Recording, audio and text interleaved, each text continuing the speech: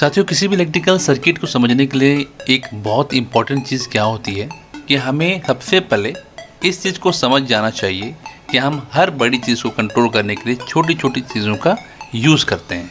और यही ट्रिक हम इंसानों के समझ में आ चुकी है कि हम बड़े से बड़े काम भी थोड़ी सी एनर्जी या फिर थोड़ा सा बल लगाकर कर पा रहे हैं।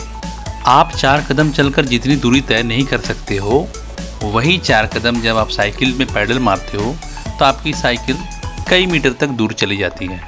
कभी आपकी गाड़ी ख़राब हुई हो तो आप अपने हाथों से उस गाड़ी को उठा नहीं सकते, लेकिन उसके नीचे यदि आप जैक लगाते हो तो आपकी गाड़ी बड़ी आराम से कुछ इंच ऊपर उठ जाती है और आप आराम से उसकी गाड़ी का टायर चेंज कर लेते हो, है ना। इलेक्ट्रिकल सर्किट में भी हम वैसा ही कुछ करते हैं। किसी 3 फेज मोटर को चलाने के लिए हम 415 वोल्ट यदि पावर दे रहे हैं तो उस पावर को कंट्रोल करने के लिए हम 415 वोल्ट का यूज़ नहीं कर रहे हैं, बल्कि उसके लिए जो कॉन्टेक्टर लगा हुआ है हम उसके लिए 110 AC या DC पावर सप्लाई का यूज़ कर रहे हैं। तो 110 के इस कंट्रोल वोल्टेज को क्या हम और कम नहीं कर सकते? ऑब्वियसली कर सकते हैं। 110 से भी कहीं ज़्यादा कम 24 वोल्टेज में भी हम रिलेज को ऑपरेट कर रहे हैं ना। फर्दर उस 24 वोल्ट के रिले को भी हम सिर्फ 0.6 और 0.7 वोल्ट देकर कंट्रोल कर सकते हैं, जो कि एक ट्रांजिस्टर के थ्रू इजीली होता है। यही वजह है कि आज PLC और DCS भी हमारे इंडस्ट्रीज में बहुत बड़ी भूमिका निभा रहे हैं कई सारी मशीनों को ऑपरेट करने के लिए।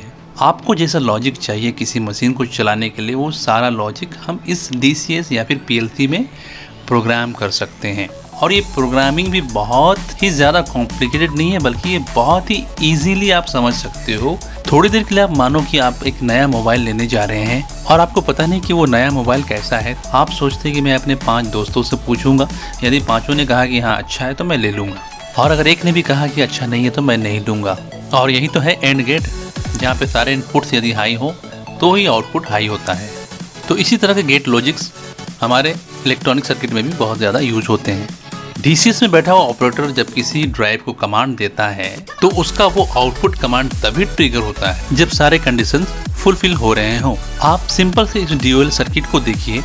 इसमें DCS की ओर से जो आउटपुट कमांड आ रहा है वो डायरेक्टली मेन कॉन्टेक्टर को ऑपरेट कर दे रहा है। तो उस कंडीशन में यदि किसी ने फील्ड में स्टॉप बटन मारा या फिर ओवरलोड रिले एक्ट कर गया तो फिर मोटर तो रुकेगी ही नहीं, क्योंकि उसको तो कमांड कंटिन्यूअस आ रहा है DCS के थ्रू। इसलिए DCS भी कुछ सिग्नल्स इस सर्किट से अपनी ओर लेता है। सर्किट को इजीली अंडरस्टैंड करने के लिए मैंने सिर्फ 2 इनपुट सिग्नल लिए हैं DCS के लिए, जिसमें से एक आफ्टर ओवरलोड और एक आफ्टर स्टॉप पुश बटन है।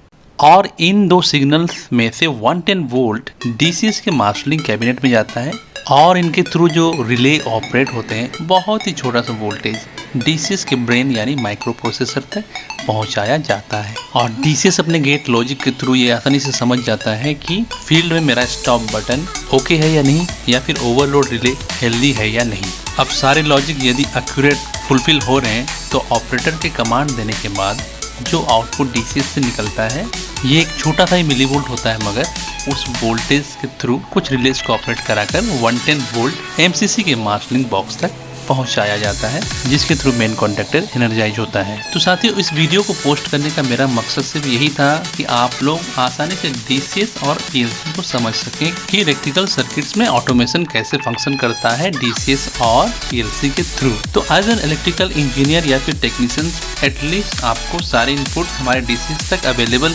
हो रहे हैं या नहीं ये पता होना चाहिए। अगर हमारे सारे इनपुट हेल्दी हैं, सब कुछ सही है, तो DCS का कमांड MCC एंड तक आएगा ही।